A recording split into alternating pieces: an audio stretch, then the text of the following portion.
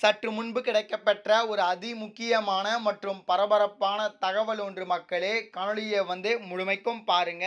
அதிமுகவில் மீண்டும் இணையும் ஓபிஎஸ் மற்றும் இபிஎஸ் புதிய திருப்பங்கள், இதை பற்றி தான் இந்த காணொளியில் பார்க்க போகிறோம். அதாவது பார்த்தீங்கன்னா, அதிமுக புதிய அத்தியாயத்தை கொண்டு வருவதாகவும் புதிய ட்ரம்ப் கார்டாக ஓபிஎஸ் இருப்பதற்கு வாய்ப்பு இருக்கு அப்படின்னும் சொல்லப்படுகிறது அரசியல் வட்டாரத்தில். இதை பற்றி தான் இந்த காணொலியில் பார்க்க போகிறோம். காணொலியை தயவு செய்து ஸ்கிப் பண்ணிடாதீங்க. காணொலிக்குள் போவதற்கு முன்பு நீங்கள் நம்ம சேனலுக்கு இப்போ தான் ஃபஸ்ட் டைம் வந்திருக்கீங்கன்னா, நம்ம சேனலை சப்ஸ்கிரைப் பண்ணாமல் பார்த்துட்ருக்கீங்கன்னா உடனே போய்ட்டு சப்ஸ்கிரைப் பண்ணிவிடுங்க. அரசியலில் நடக்கக்கூடிய அன்றாட நிகழ்வுகளை நீங்கள் உடனுக்குடனே தெரிஞ்சுக்க முடியும்.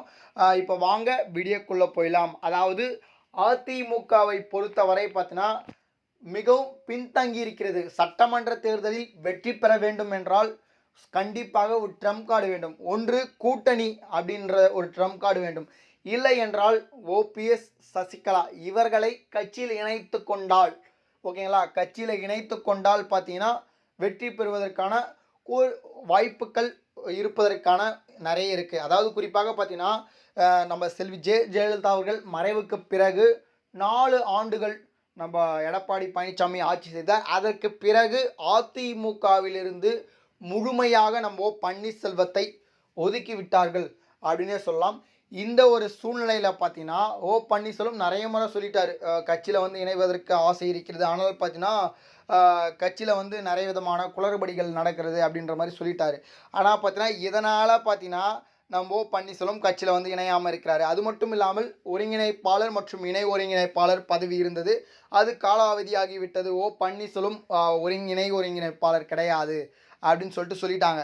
இந்த ஒரு சூழ்நிலையில் பார்த்தீங்கன்னா மீண்டும் கட்சியில் இணைவதற்கு வாய்ப்பே இல்லாமல் போச்சு. சரிங்களா, இதனால தான் பார்த்தீங்கன்னா நம்முடைய எடப்பாடி பழனிசாமி கட்சி முழுமையாக கைப்பற்றி விட்டார் அப்படின்னு சொல்லலாம். ஆனால் இப்போ இருக்கக்கூடிய சூழ்நிலையே வேறு.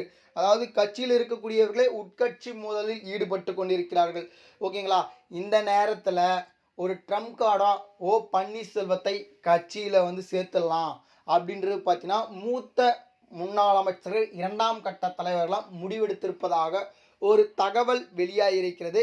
இது எந்த அளவுக்கு உண்மையான தகவல் அப்படின்னு பார்த்தீங்கன்னா தெரியல. சரிங்களா, இது நடக்கிறதுக்கான நிறைய சான்சஸ் இருக்குது. அப்படி இல்லைன்னா விஜய் கூட கூட்டணி, அதாவது பார்த்தீங்கன்னா இப்போது நம்மளுடைய தளபதி அவர்களுடைய கூட்டணி வைப்பதற்கான நிறைய வாய்ப்புகள் இருக்குது. பொறுத்திருந்து பார்ப்போம். நம்ம பன்னீர்செல்வத்துடன் நம்ம எடப்பாடி பழனிசாமி அவர்கள் இணைகிறாரா, இல்லை என்றால் கூட்டணியை வலுப்படுத்துகிறாரா அப்படின்னு நம்ம பொறுத்திருந்து பார்ப்போம்.